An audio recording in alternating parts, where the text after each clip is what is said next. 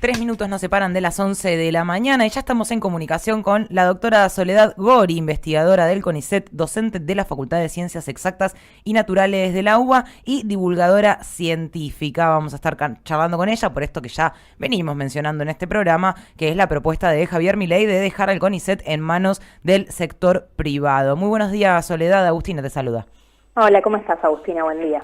Bien, muy bien, muchas gracias por tomarte el tiempo para poder charlar un poco con nosotros. Y bueno, primero que nada, preguntarte cómo te tomaste las palabras del candidato Javier Milei respecto a la institución.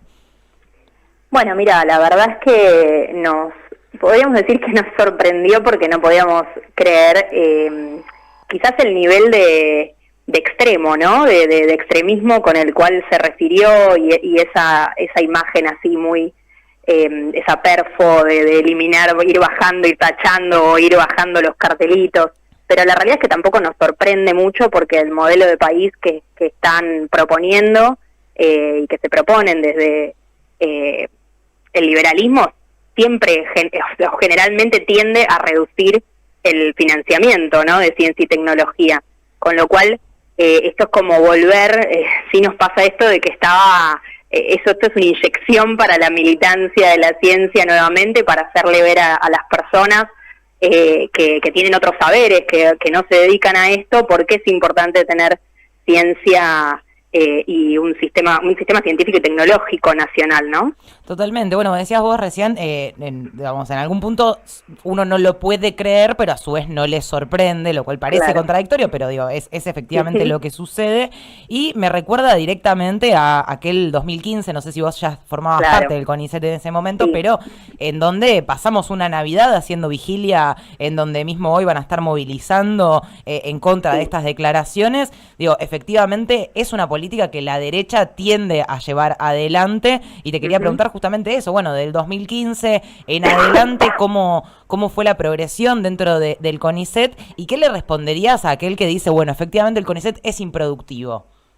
Bueno, mira, justamente me toca personalmente porque más allá de acompañar, yo estoy dentro del CONICET desde el 2011, que fue cuando tuve mi beca doctoral, que es el primer paso que uno hace que obtiene en CONICET para poder hacer la carrera científica, ya sea que después sea investigador de CONICET, como es mi estado actual, o que se inserte en algún otro organismo de ciencia y técnica, o mismo hasta en el privado, que son pocos casos, pero que existen. La beca doctoral es lo que justamente es el primer requisito que tenés que tener, ¿no?, cumplido, no la beca en sí, sino el doctorado, pero generalmente se hace con una beca porque es un trabajo de 40 horas semanales. Claro. O sea, es un trabajo, no es que seamos estudiantes únicamente, ¿no? Obviamente que nos estamos formando. Pero bueno, ahí me pasó que yo estuve en la lucha, ¿no?, con todos los compañeros y compañeras cuando a partir del 2015 a partir del 2016, en verdad, comenzó a bajar el financiamiento, la reducción de las becas, y las becas doctorales, postdoctorales fueron las primeras que atacaron, y luego fue el ingreso a la planta permanente, o sea, la carrera de investigadora científica. Claro. Y ahí me tocó de lleno porque en 2018 me postulo porque ya termino mi beca postdoctoral, ya doctorada con inversión del Estado en eso, o sea, no solo profesional con una licenciatura, sino doctorada también, que es el mayor título académico que hay en el país, y me postulo para entrar a la carrera de investigador y investigadora científica con un CV que en otros años, con un cupo que como el que se venía sosteniendo hasta el 2015, hubiese entrado. Claro. Y en 2018 para 2019 me enteró que no solamente yo, un montón de personas con un montón con un currículum importante y un montón de proyectos en camino, ¿no? Claro. Y porque además cada vez era peor porque el cuello de botella se iba haciendo cada vez más grande, se seguían formando doctorandos y becarios postdoctorales y terminaban sin poder ingresar a la carrera. Entonces me quedé sin trabajo básicamente, así que claramente lo puedo contar desde mí. Y bueno, me habías preguntado también otra pregunta más me hiciste después. No, sí, bueno, eso efectivamente, luego en el 2019, me imagino, o bueno, 2020, no sé cómo habrá sido. 2020. Claro, que efectivamente de vuelta se empezaron a abrir las políticas nuevamente y tratar de recuperar el CONICET anterior. Sí, de hecho se logró aún ya habiendo cerrado el presupuesto con el presupuesto del 2019, el gobierno actual en 2020 logra o sea, poder tener un cupo un poco mayor a lo que iba a ser, para que justamente empezara a revertirse ese recorte. Así que hubo como un extra presupuestario para poder lograr que no siguiéramos quedándonos afuera, que después iba a ser cada vez más difícil recuperar, ¿no? Porque además son recursos humanos, como te decía, ya formados por el Estado, que los expulsás del sistema y los invitás a que se vayan, básicamente. Sí, porque así que sí. Tiraste la plata porque formaste doctores que después no les pudiste dar otra carrera, digamos, en algún punto, y encima de eso se van a otros países a hacer otras cosas porque realmente a la gente no le termina quedando otra. Y bueno, y este argumento, porque la verdad es que pocos argumentos se dan al respecto, pero de que es improductivo. ¿Qué le podrías responder? Eso, que era improductivo. Bueno, mira, primero que no podemos hablar, en ciencia no podemos hablar de productividad y rentabilidad como se suele hablar de eso en pos del mercado, ¿no? Porque no pasa por ahí. La ciencia, primero que es un derecho, el acceso a la ciencia, y no lo digo yo, lo dice la UNESCO, pero además también el impacto que tienes en las necesidades básicas de las personas y la vida cotidiana, ¿no? Por ejemplo, yo particularmente trabajo en salud y muchas veces es un área en la cual es más fácil explicar de qué se trata el CONICET y por qué existe y por qué es importante que se financie por el Estado.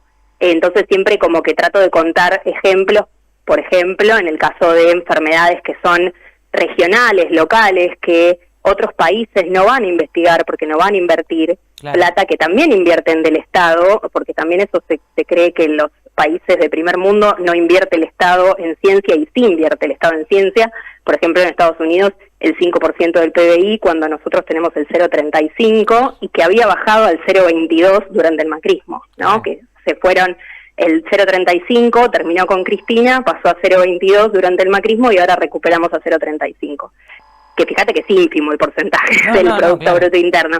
Pero bueno, en el caso, por ejemplo, de enfermedades que son locales, regionales o enfermedades huérfanas, que se les llama justamente a esas enfermedades que no tienen un rédito económico para las farmacéuticas, si no hay inversión del Estado para que se puedan financiar no solo las líneas de investigación, sino también formarse los recursos humanos que se especializan para eso, por ejemplo, los doctorandos, los becarios, los investigadores jóvenes y así, no se investiga, o sea, directamente no se puede llegar nunca a esa ciencia aplicada que tanto les gusta hablar, porque no hay un riesgo inicial que solamente lo tomaría el Estado, porque el privado, ojalá, nos encantaría que nos llovieran subsidios del privado, pero no ocurre, lamentablemente no ocurre, y aún así trabajando en salud. Imagínate lo que puede llegar a ser en otras áreas que son generalmente las más denostadas también en las redes sociales, denigradas y atacadas, como son las áreas de sociales y humanidades. No, olvídate, yo acá soy estudiante de la carrera de letras y imagínate que sé de lo que estás hablando, porque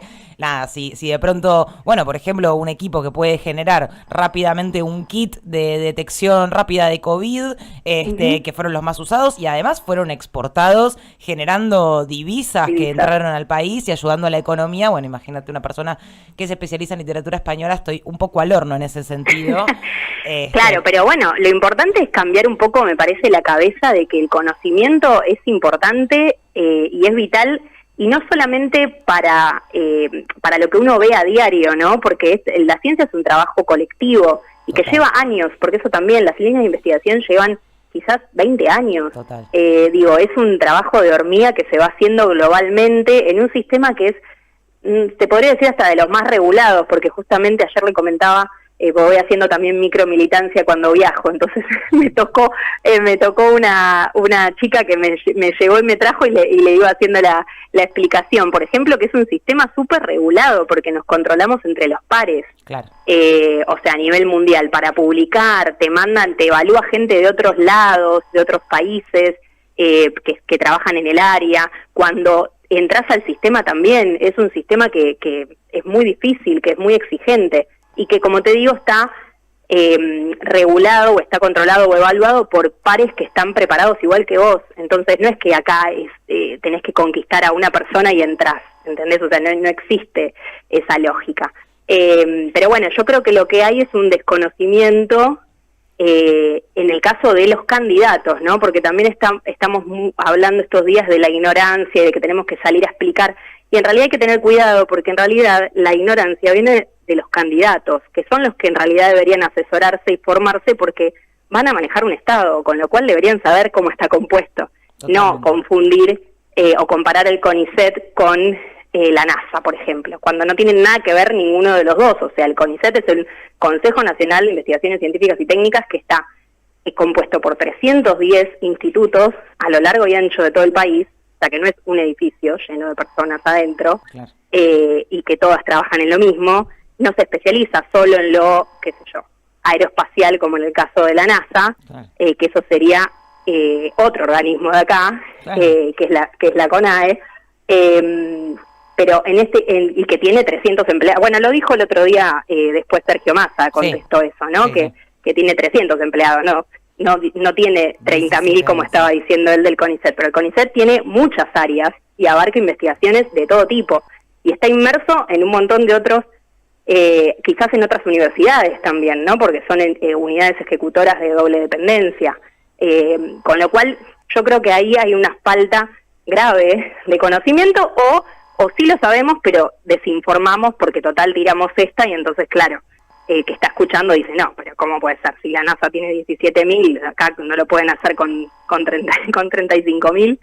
Y bueno, y lo único que caemos es en la desinformación, ¿no? Totalmente, bueno, y esto que vos decís de, bueno, hay que explicar, hay que decir, como también hablando de un electorado, digamos, que de alguna forma ignora, y la cuestión es, bueno, hoy efectivamente trabajadores y trabajadoras del CONICET van a estar convocando a las 4 de la tarde en lo que es la explanada del Polo Científico Tecnológico en Godoy Cruz 2320, vamos a seguir pasando esta información para quienes se quieran acercar allí al barrio porteño de Palermo, pero bueno, una estrategia de visibilización, de difusión, de alerta, de decir, che, ojo que esto puede ser muy, muy peligroso para nuestro país, para nuestro futuro y para una cuestión general, no solamente que nos invoque a nosotros, pero sí, quizás, a ver, es una pregunta un poco incómoda quizás la que te voy a hacer, pero algo que venimos diciendo mucho en este programa es, bueno, estadísticamente, si sacó un 30% de los votos, significa que hay votantes de Milei en todos lados, inclusive quizás hasta dentro del propio CONICET.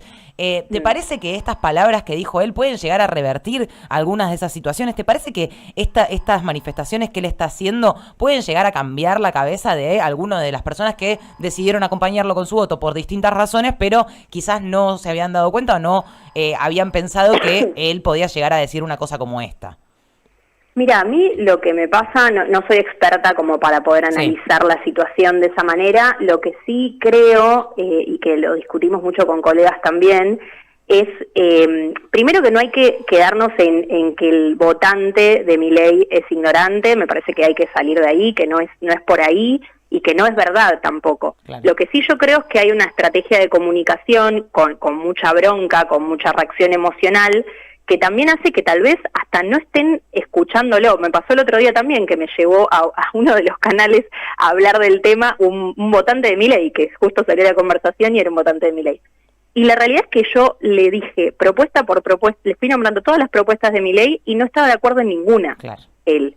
Lo que pasa es que evidentemente no lo sabía o simplemente no paraba de repetir, estoy cansado de que sean siempre los mismos, de tener los mismos problemas, y bueno, este es un tipo que trae otra cosa, ¿no? Pero después le decías, bueno, pero mirá, va a arancelar la universidad pública. No, bueno, yo no estoy de acuerdo con eso. No, bueno, pero mirá, va a cerrar el CONICET, que le da soberanía científica, que pudimos hacer las vacunas, por ejemplo, cuando el 80% de los países, perdón, el 80% de las vacunas se lo quedaban 8 países claro. Al principio, y esto nos da soberanía porque se puede hacer una plataforma vacunal que ya quede para que usemos esa plataforma para otras enfermedades, y que eso fue un proceso de años. Juliana Casataro trabaja hace años en vacunas, y para poder lograr esto tuvo que tener ese financiamiento y necesitamos esos proyectos a largo plazo financiados y mantenidos. Yo creo que la gente que trabaja en CONICET eso lo sabe porque conoce el sistema. Obviamente que después hay otras falencias y que también el bolsillo obviamente es una presión muy importante a la hora de votar. Confío en que la gente que trabaja en los organismos de ciencia y tecnología no está tomando esa decisión de ese voto castigo o bronca, pero yo creo que esto quizás sí puede que esté cambiando algo que se haya tocado a un organismo tan reconocido, que de hecho en las encuestas de percepción de la ciencia que hizo el Ministerio en 2021, por ejemplo, el 75% de las personas confiaba en los científicos y científicas del país ante cualquier debate polémico o alguna cosa que saliera que fuera polémico. Los primeros en los que confiaban eran científicos y científicas del país. Bueno, con lo cual, claro, evidentemente, la sociedad no tiene un problema con la ciencia, ni con los científicos. Entonces, básicamente es tratar de hacerles ver por qué esas medidas, no solamente el dinamitar, el desfinanciar como hizo el macrismo también, porque tampoco sirve que quede un sistema con 10 personas y con 5 pesos, digo, ¿no? O sea, también hay que tenerlo en cuenta y manejar esa situación para que tampoco el discurso nos lleve a que se tome una decisión también errada, que sea, en definitiva, no desaparece, pero casi que sí, porque se desfinancia completamente como pasó en el macrismo. Totalmente. Y nada, y tratar en este tiempo de nosotros explicar y contar también lo que hacemos y qué es el CONICET en sí. Ayer me pasó también que me preguntaron, ¿pero qué es el CONICET? O sea, como que hay muchas personas que todavía no saben y que está bien porque no tienen por qué saberlo, porque hay saberes y saberes, pero justamente con el CONICET logramos, no solo con el CONICET, con organismos de ciencia y técnica como CONEA, INTI, INTA, por ejemplo, logramos semillas resistentes a la sequía, logramos tener una empresa biotecnológica que se llama Cannabis CONICET, que ahora nos va a servir también para poder tener divisas, con las semillas del cannabis, sí, satélites que también hacemos y que también ayudan en el cambio climático, por ejemplo, reactores nucleares, generar las baterías de litio, o sea, un montón de más allá de los de salud, que son los que te nombraba antes, los kits diagnósticos, las vacunas.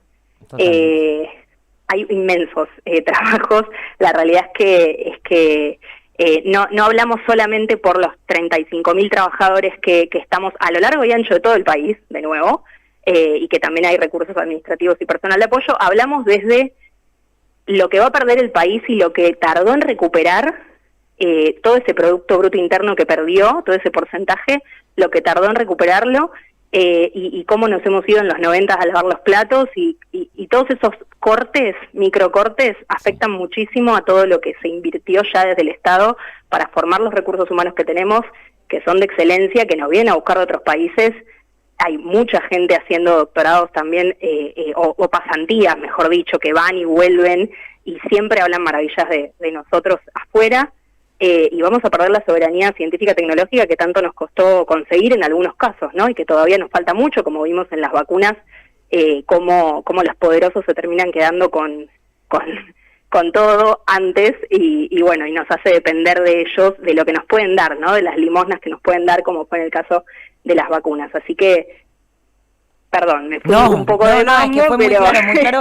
Sobre todo me parece súper interesante esto que marcás de pequeños microcortes. Bueno, en los 90 nos mandaron a lavar los platos, en el 2016 se bajó la cantidad de dinero que se invierte en el CONICET, y esas cosas que, bueno, en su momento igual eran importantes también, ¿no? Pero que al lado de ponerlo directamente en manos privadas parecen pequeñas, también cuestan un montón recuperarlas. Además, no están las manos privadas, claro, o sea, que decir eso es básicamente demolerlo, por eso hablamos de eliminación, porque no existe. Si conseguimos un privado que quiera financiar de la manera que financia el Estado la ciencia en este país, no sé, pásenle nuestros números, pero no creo que exista. No creo que exista, tal cual. Bueno, trabajadores y trabajadoras del CONICET y todo aquel que se sienta movilizado puede hacerlo hoy a las 4 de la tarde en la explanada del Polo Científico Tecnológico, Godoy Cruz 2320, en el barrio porteño de Palermo. Gracias, Soledad Gori, doctora Soledad Gori, investigadora del CONICET, docente de la Facultad de Ciencias Exactas y Naturales de la UBA, divulgadora científica, por tus palabras, por ser tan clara.